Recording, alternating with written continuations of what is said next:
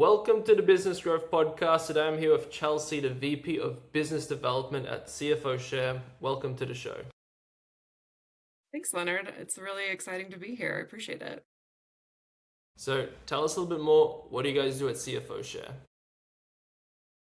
So CFO Share is a fractional FP&A and accounting group. Fractional is definitely a term that I think is thrown around quite a bit more now than it used to, especially when we first started. But fractional for us is truly a part-time provider of business services to help other businesses grow, but then also think about how their accounting can help them make data-driven decisions. But we truly are two parts of the business, so CFO, FP&A, but then also accounting and bookkeeping as well. And then when you first start working with a new client, what's usually one of the first things that you guys look for to get some quick wins in the quickest time possible? Yeah, so it's actually, and I'm sure you hear this a lot, it's really different depending on each client. And so they all come to me with a variety of pain points that they're looking for a fractional firm like ours to solve. So depending on the pain points, that's where we're looking for our wins. So some of them can be, hey, I'm low on cash, and I'm really looking to achieve like an SBA loan, a Small Business Association loan, to help with our free cash flow. That way we can continue to grow the business. Or maybe others are coming and they say, this is really common. Well, I don't know what I don't know, and I'm looking to gain some transparency so I can make some really big decisions going forward. For those businesses where it's I don't know what I don't know, those are the best because then you can really kind of look under the hood, so to speak, and then, find those quick wins where it might be, hey, your P&L is really limited. You've only got one revenue section, but you actually, sell 10 different items or 10 different services. Let's go ahead and break out those revenue line items so that way we can get a better idea of what your potential profit margins are for those areas of service or products that you're selling. Gotcha. And so aside from what you just mentioned in terms of like breaking up the P&L items a little bit, what else would you say is like a common mistake you see some of your clients are making that you guys end up fixing? Yeah, that's a really good one. So a common mistake, especially on the accounting side, is going to be not doing their accounting and bookkeeping on a regular basis. So a lot of times people are just kind of making decisions based upon the cash in their bank account. And what they should be doing is actually reconciling and keeping their books up to date on a monthly basis, as opposed to just at the end of the year when it's tax time. Because your accounting books, your financials are actually a wealth of information, and there's a lot of story that can be told from your financials to then make a business decision going forward. So, hey, I'd really like to buy a new truck for my business. Do I have enough cash for it? Do I have the revenue income to support that potential business purchase? And then in terms of like a depreciation write-off, like, is this the right time as well to purchase that asset? Yeah.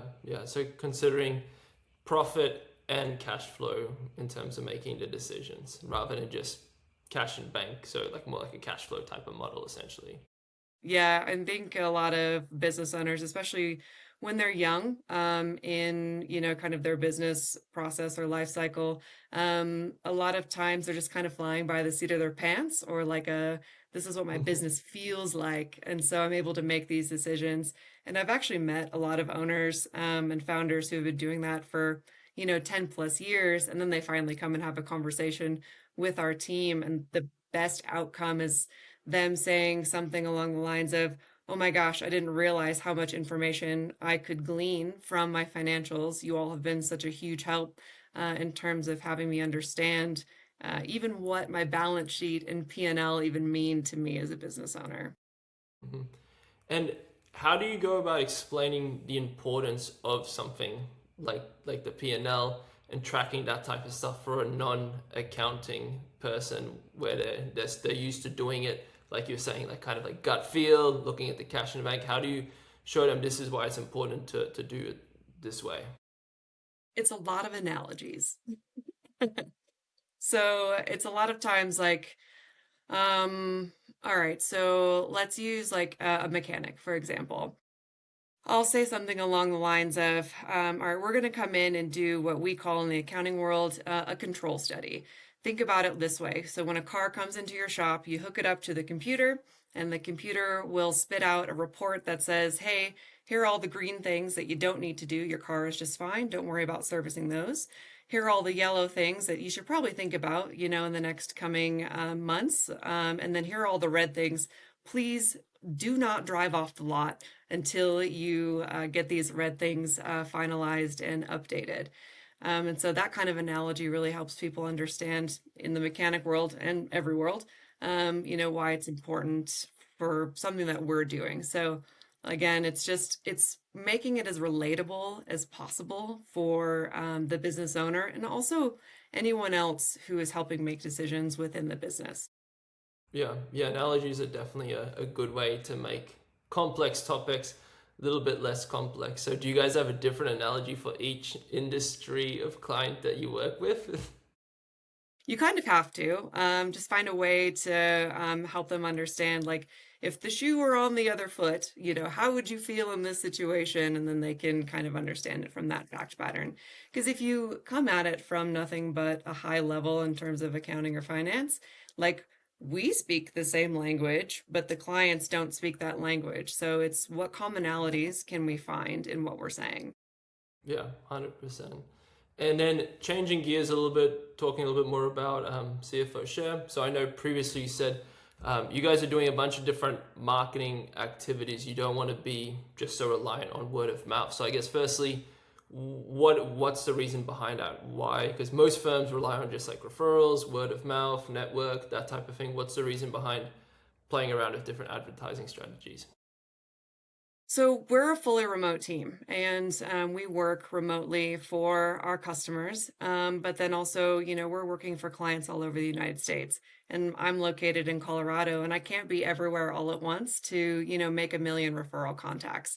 And in terms of working a referral network, there's something about being as in person as possible to be, at top of mind. I'm sure, Leonard, you understand. You get a million emails and you're like, not important, not important. And so you do a bunch of deletion. And so when you are working in the referral network, you have to remain top of mind. And then the referrals that come in, they can either be really good or just not, kind of in your target market. So when you're able to do things like targeted advertising through ChatGPT, Google Ads, Meta, you're able to really kind of like refine who your target is to then create this level of advertising that's going to resonate with that client that you're searching for. Hmm. And so at the moment, around what percentage would you say of your clients come from like that kind of more like referral type of network versus the ads and things that you guys are running? Yeah, so probably about 25% of our clientele or our prospective clientele are coming from referral word of mouth, whereas the other 75% are truly coming from this level of advertising that we're doing. Wow, that's awesome. Usually it's the flip side, if not like more like 90% referral. So that's really awesome. So tell me, like, how did you get it to such a big percentage is coming from non-referrals? Yeah, so for the longest time, we were doing a lot of SEO work. And so really figuring out how to optimize our website, our backlinking, our keywords to be geared towards the products and services, that we're selling, but then also to, that targeted market, whether it be like a type of industry or, a size of business. That was super helpful. And then also when you're working within, kind of Google Ads, you're able to really dial in who you're looking for and kind of like what conversion metric also you're looking to achieve. So, I don't want to spend $1,000 on a single click, for example. I want to make sure that you're spending your cash wisely. And I think, part of this too is my fault. When we first started, it was actually a lot easier to do this kind of like level of SEO and marketing as opposed to getting out and making those relationships. Because when you first start a business, so I've been here since 2019, we started as a business in 2017. Unless you had a crazy good, network yourself or your CFOs did or your controllers, it was difficult to get your name out there in a referral sense, but it is actually very easy to kind of start doing paid advertisements in like the local chamber of commerce or on Google, for example. Yeah, 100%. Yeah, and it's really fascinating when you're targeting different keywords on something like Google Ads, how different keywords can have like different buying intent behind them as well. And there might be two like quite similar keywords, but one I usually say it's like the window shopping keyword where they're just looking around, and then the one is they're like, hey, I'm like a hot buyer ready to make an action. So it's pretty interesting little things like that. Yeah, and you can also look at too, which I find super interesting, the keywords that drove someone to come to your website. And so if it's something negative, like free loan, which doesn't exist by terminology of a loan, or free funding for a small business, that would be a negative keyword. Like I don't have money to give, to a business. Instead, I offer advisory on how to help you achieve funding or a loan. Yeah, negative keywords are definitely powerful as well, just to get rid of the some of the rubbish that might get sent to your way as well. Yeah. And then, so what's next in terms of marketing activities? I know previously we spoke, you said something looking a little bit more at like LLM optimization. Yeah, what's like next in terms of marketing for you guys?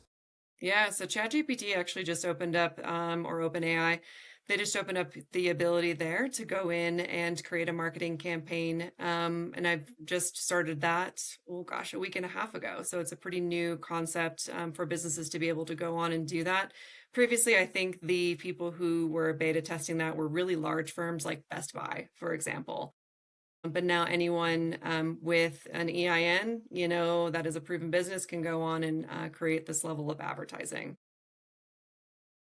Okay. And so doing that, anything else that you guys in terms of Oh, next for marketing, please? yeah. So actually, since we're talking about the 25% of referral versus like the 75%, being this level of marketing, we're diving more into, referral networks. So, what events can I go to that are either local or, kind of in an area where we know we want to target, a specific industry or, maybe we would like to see more clients in Texas, for example, figuring out ways to get me down there and involved in those local networks. Because again, we didn't invest enough in that referral space. And even though I might have said, prior that it can be hit or miss, kind of like the referrals that are being sent and, remaining top of mind, it still is an important, it's an important source for buyers because that trust that you have between that person that is sending you the referral is super high, and so you don't want to discredit that level of marketing as well. Yeah, and then closing the deal is just so much easier as well. It's crazy the difference between someone who comes from a referral and someone that comes from an ad. It's like night and day difference. Yeah, and also, part of my work too. So I'm not a trained sales professional. I kind of like fell into this role. My background is actually in accounting and finance. And so, part of what I like to do is actually train our CFOs and controllers on how to do a bit of selling on their own. So, in terms of if they're just in their day to day and they're having a conversation with one of our current clients and just asking the simple question of, who do you know in your network that you can refer CFO Share to? Just to kind of, help other customers think of CFO Share and say like, oh yeah, I would love to refer you guys. You guys are great.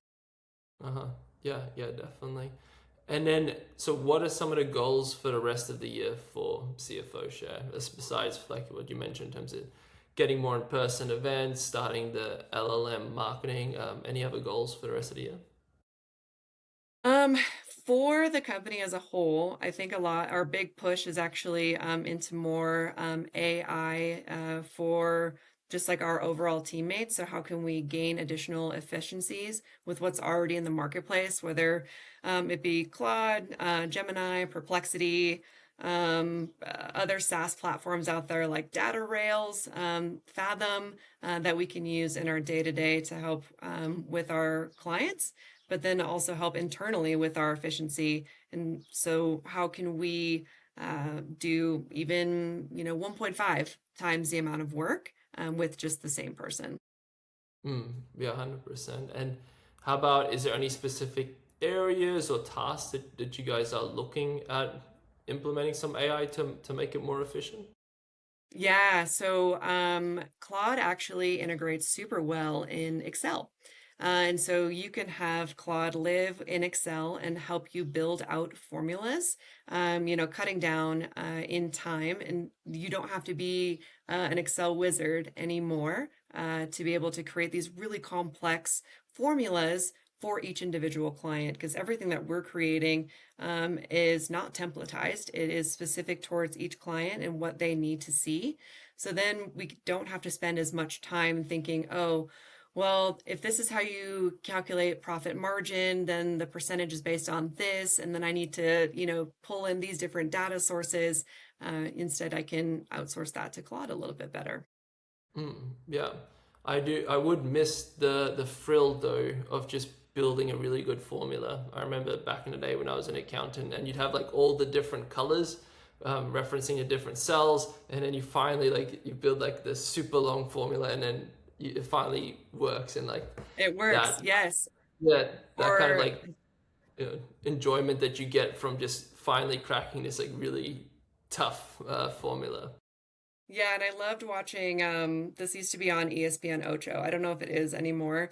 ESPN Ocho is like for like outskirts of sports, so they can have like tag pillow fights, but they also have an Excel wizard like competition where you're not even allowed to use your mouse.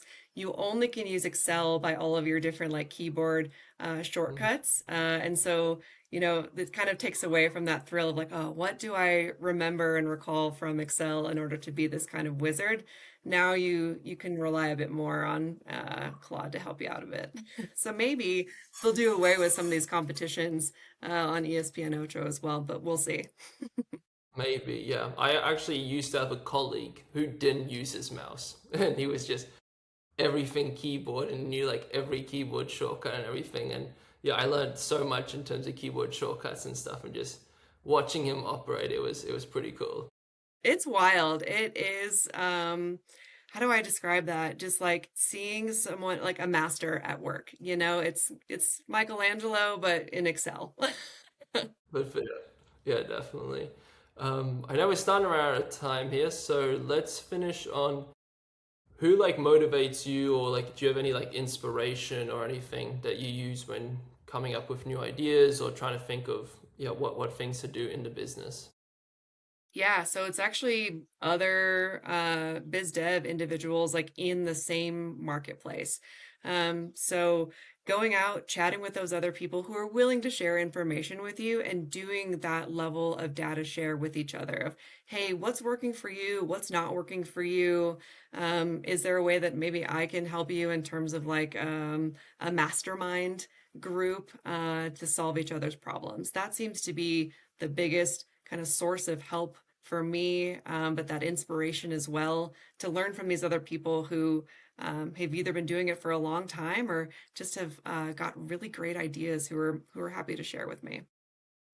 Yeah, nice. Yeah, and it's always like once you have an idea, what is it, like an expanded mind can never go back to what it was before. So once you get this idea or this approach, and sometimes I find it might not even be quite related to what you're doing, but then you think, hey, maybe in this other thing I could use this approach that they mentioned, and then yeah, kind of like just like makes you think in a different angle that you maybe didn't think about previously. Totally. And I'm I'm in a silo here over at CFO Share. So like I'm the only kind of salesperson, business development person. And so being able to pick the brains of other people who have kind of like been in the job for a while and who have these like great ideas, I can then take that, work directly with my CEO because we're a smaller group of 28 people. And then saying like, does this work for our firm? Does this work for our, clients? And then hopefully roll that out. That's also the benefit of being in small business too. There's not a lot of back and forth. You can kind of do some A/B testing and really find out what works for you quite quickly, which is awesome. Yeah, less people you need to ask permission for, and also easier to change direction quickly if Yeah, need the be. the Bigger part. bureaucratic red tape doesn't exist Mm, as much, which is great. yeah, yeah, definitely. Well, it's been great having you on the show. We could keep going a lot longer, but where can people go to learn a little bit more about you and what you guys do? Yeah, so I update LinkedIn all the time in terms of like helpful tips and tricks for small business owners. Also, come to our website, cfoshare.org. Check us out. And then if you ever have questions, want to learn more about CFO Share, I'm always available for a chat. Again, I'm the only one who does kind of our sales and marketing, so I'm always down to have my calendar filled with some additional chats and meeting other people who kind of want to do an idea exchange as well. All right, awesome. Well, I appreciate you coming on. I'll include those links in the show notes below. You guys have been listening to the Business Growth Podcast. Until next time, keep growing.